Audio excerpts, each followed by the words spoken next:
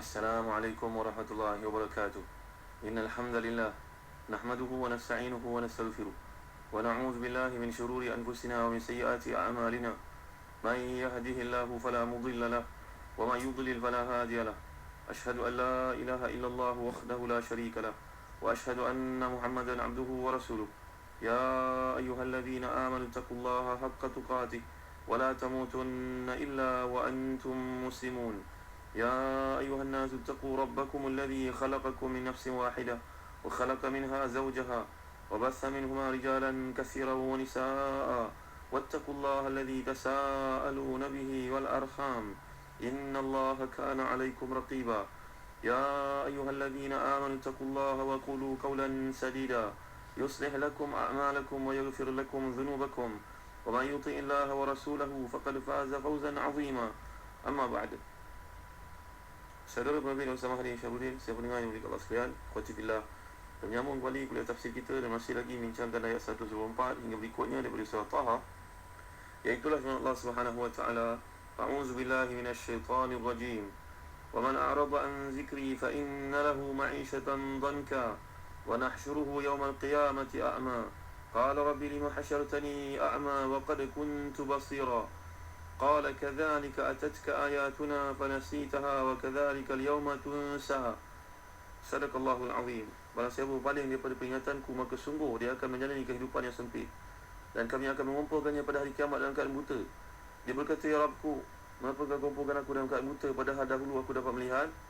Lalu Allah SWT menjawab, demikianlah dahulu telah datang kepadamu ayat-ayat kami dan kamu mengabaikannya. Jadi begitu pula pada hari ini kamu diabaikan. Para pendengar dalam hati dan dikasih sekalian, al-i'rad anillah ni adalah salah satu tanda hati ni mati, tuan-tuan.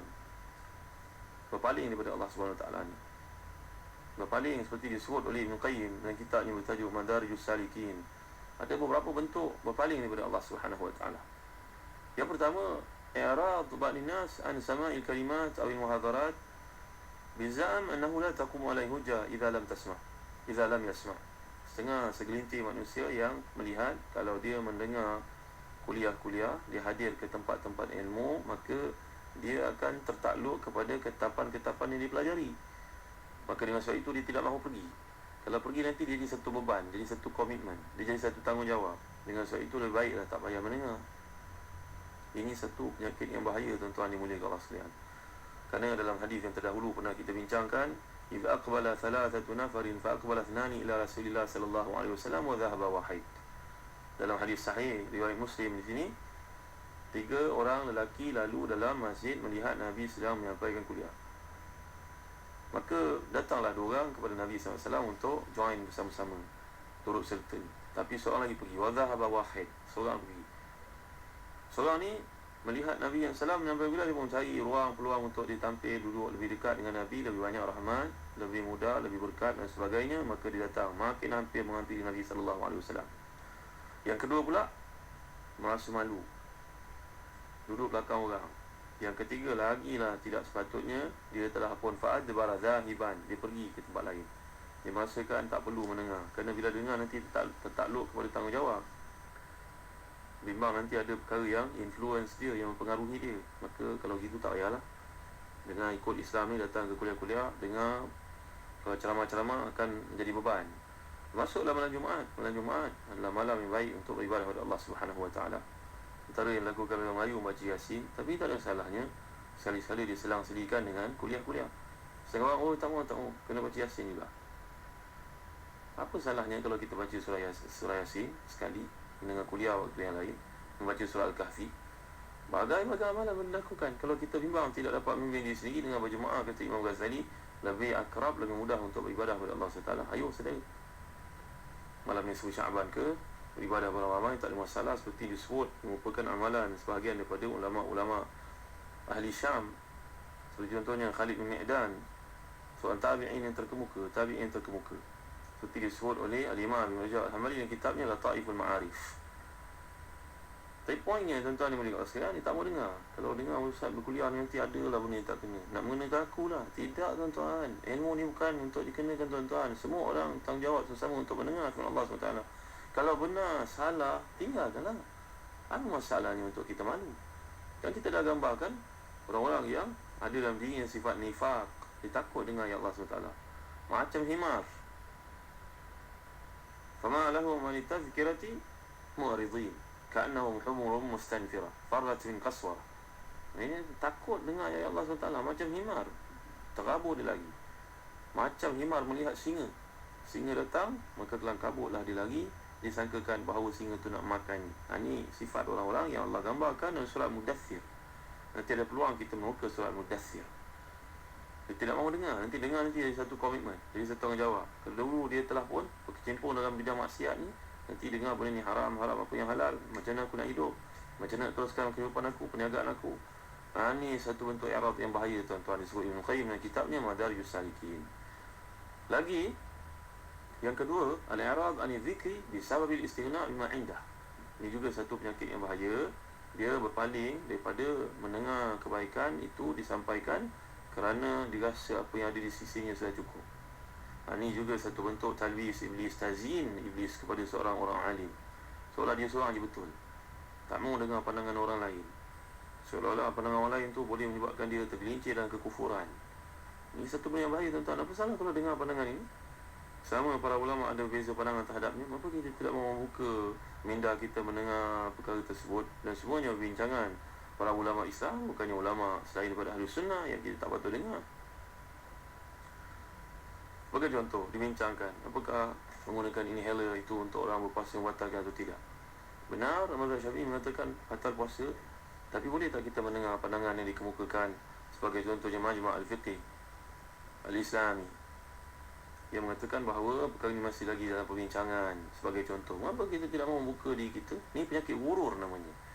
Seolah-olah apa yang ada itu sudah mencukupi, tak mahu buka minda. Ini bahaya, tuan-tuan, ni oleh Allah sekalian. Islam tidak berkembang bila kita mengamalkan sikap yang amat skeptikal, penakut, bincang pun tak mahu. Seolah-olah apa yang pernah ditulis oleh ulama-ulama yang terdahulu, kita menghormati mereka, tapi tidak ada qadasah, tidak ada seorang pun yang maksum melainkan Rasulullah SAW. Ma minna illa wa yukhaz minhu wa yuraddu alaihi. Setiap kita boleh diambil dan boleh tolak pandangannya, kata Imam Malik rahmatullah alaih. Yang ketiga, tuan-tuan yang berkasihan, i'rad anillah ini juga kerana dia tidak tahu kelebihan mendengar majlis ilmu. Madailah dulu aku dah belajar dah tingkatan 5 dahulu. Bila saya tingkatan 5? Tahun 79. Sekarang sudah tahun 2009. Sudah tahun 2011. Tapi tidak lagi peluang untuk mendengar majlis ilmu kerana alasannya dah dengar dulu, cukuplah. Dia tak tahu kelebihan yang ada dalam menuntut ilmu. Sebagai contohnya, Imam Ahmad bin Hanbal berkata, contoh orang menuntut ilmu ni nak tahu kelebihannya, hajatun nas ila ilmi syar'i a'zam min hajatihim ila ta'ami wa syarab. Keperluan manusia kepada ilmu syara', ilmu syar'i, ilmu Islam ini lebih penting daripada keperluannya terhadap makan dan minum.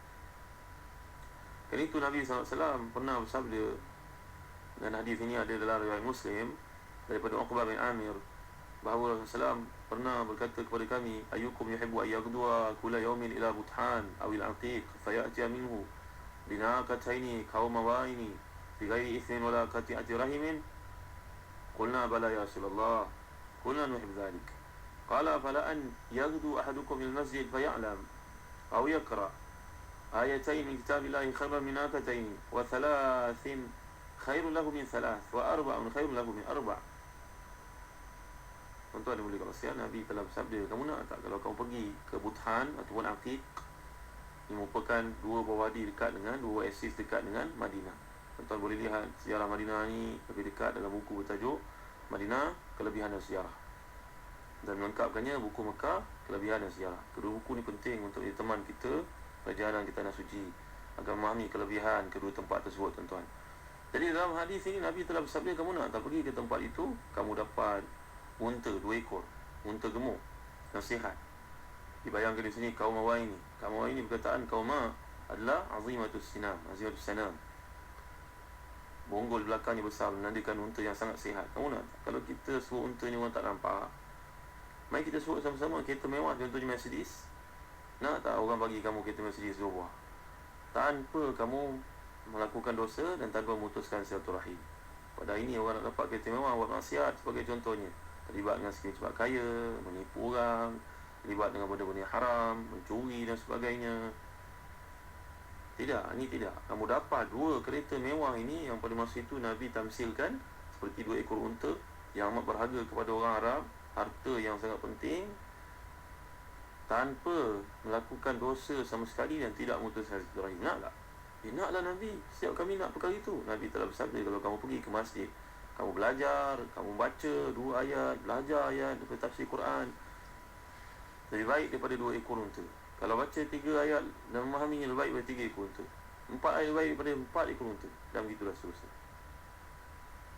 Tuan-tuan mendengar tak hadis Nabi SAW, man salaka tariqan yatlubu fihi ilman salakallahu bihi tariqan ila al-jannah. Wa innal malaikata la tada'u ajnihataha ridan li talibil ilmi. Wa innahu la yastaghfiru lil 'alimi man fis samawati wal ard hatta al-hitan fil ma'. Wa fadlul 'alim 'ala al-'abid ka fadlil qamari 'ala sa'il kawakib. Innal ulama hum warathatul anbiya lam yarithu dinaran wala dirhaman wa inma warithu al-'ilm faman akhadhahu akhadha bihadhin wafir. Ingat tak hadis ini tuan-tuan? Nabi telah bersabda menjelaskan kelebihan menuntut ilmu ni. Siapa yang pergi menuntut ilmu, sungguhnya ilmu Allah Subhanahu Wa Taala mendekatkan diri kepada Allah, sebenarnya dia telah meneroka jalan ke syurga. Satu helai muka surat dia pelajari, satu langkah ke syurga Allah Subhanahu Wa Taala ataupun lebih. Kerana malaikat meletakkan sayapnya sayang kepada penuntut ilmu ni.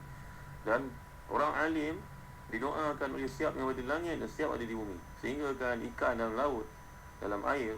Dan kelebihan orang-orang alim ke atas orang yang kuat beribadah adalah seperti kelebihan bulan kepada planet-planet yang kecil, redup saja cahayanya kalau nak dibandingkan kelebihan.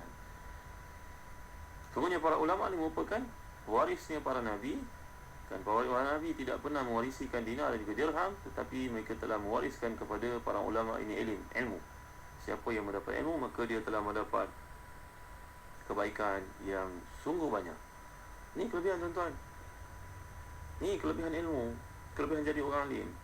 Malangnya di luar sana masih lagi beranggapan tidak penting untuk menuntut ilmu. Tak ada apalah. Dia tak nampak kelebihan ni, tak nampak kelebihan doa malaikat ni. Jangan pandang hitung kelebihan ni pada wang ringgit, pada kereta besar, pangkat besar. Itu saja, itu satu nikmat lah. Tapi kalau kita pandang dalam konteks yang lebih luas, ia merupakan satu ketenangan hati, kelebihan di sisi Allah Subhanahu Wa Taala yang jangan dipinggirkan tuan-tuan. Para pendengar yang dirahmati dan dikasihi, ini merupakan bab i'rad. Jadi i'rad kepada Allah ni, kata Ibn Qayyim yang benarlah lahir, terbit dalam 3 bentuk. Pertama, dia tak mahu benda tu menjadi satu komitmen padanya. Kalau dia tahu, lantas dia buang berpaling. Yang kedua, dia rasa apa yang di sisi dia cukup, mencukupi. Dia tak mahulah dengar pandangan orang lain. Dan yang ketiga ni merupakan kejahilan. Sebab jahil, dia menafikan kelebihan ilmu. Tak apalah, tak tahu pun tak apa. Dia tahu bahawa dengan sebab ketidaktahuan dia itu menyebabkan dia rugi banyak perkara. Tak dapat doa para malaikat, tak dapat doa binatang, makhluk yang Allah jadikan termasuk ikan dalam lautan, dalam air umpamanya. Ini sebutan Nabi SAW kepada ahli ilmu. Bayangkan orang tua yang berilmu dipanggil ke masjid sekurang-kurangnya untuk mengajar, dipanggil untuk mengetuai bacaan wirid dan sebagainya, bacaan tahlil sebagai contohnya. Tengok, mulia. Walaupun barangkali tidaklah tinggi sangat ilmunya, tapi kalau orang tak ada ilmu langsung, tak berusaha untuk belajar, akhirnya dah tu jadi jaga. Bukanlah hina pihak ni, tidak tuan-tuan. Tapi kalau ada pilihan untuk jadi lebih baik, maka tidak dipikir seperti itu. Itu sebab kata Sayyidina Umar Khattab radhiyallahu anhu, aku masih sedih melihat seorang tua yang sudah sangat tua tapi tiada ilmu Islam yang kukuh, menyebabkan kehidupannya tidak dipandang orang sama sekali. Sedihnya melihat orang seperti itu. Patutnya dia berada di masjid, patutnya mengajar orang lain dengan ilmu pengalaman yang telah lalui sepanjang hidupnya, tapi tidak. Maka ambillah penting, ambil beratlah ilmu agama ni tuan-tuan dimuliakan sekalian.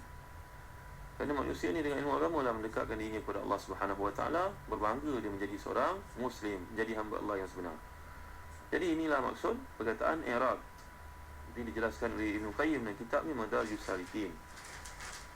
Dalam kitab yang lain pula tuan-tuan dimuliakan sekalian, contohnya Tafsir Baghawi menggambarkan bahawa perkataan yang dimaksudkan di sini selain daripada dhanka yang telah kita bincang, azab kubur. Yang kedua mengatakan bahawa seksa kubur.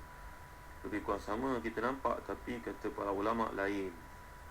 Ini pandangan daripada Atta, daripada Ibn Abbas radhiyallahu anhu. Pandangan yang kedua mengatakan dhank selain daripada azab kubur yang telah kita pelajari, iaitu 99 ekor naga ataupun ular besar dihantar kepada semati yang kufur, yang ingkar pada Allah. Yang kedua mengatakan bukan itu saja, dhanka yang kedua iaitu kubur menjadi sempit sampailah menghimpit seseorang yang mati itu sampai berceragah bertemu kedua-dua tulang rusuk ni.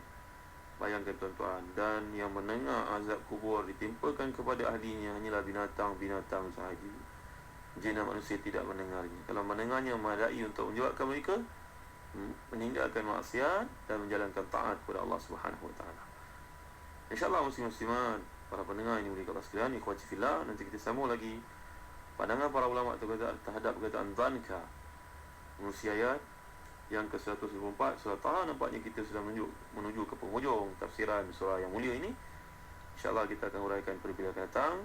Allahu a'lam wa sallallahu ala sayyidina Muhammad wa ala alihi wa sahbihi wa baraka wa sallam. Walhamdulillahi rabbil alamin. Wa barakallahu fikum. Wassalamu alaikum warahmatullahi wabarakatuh.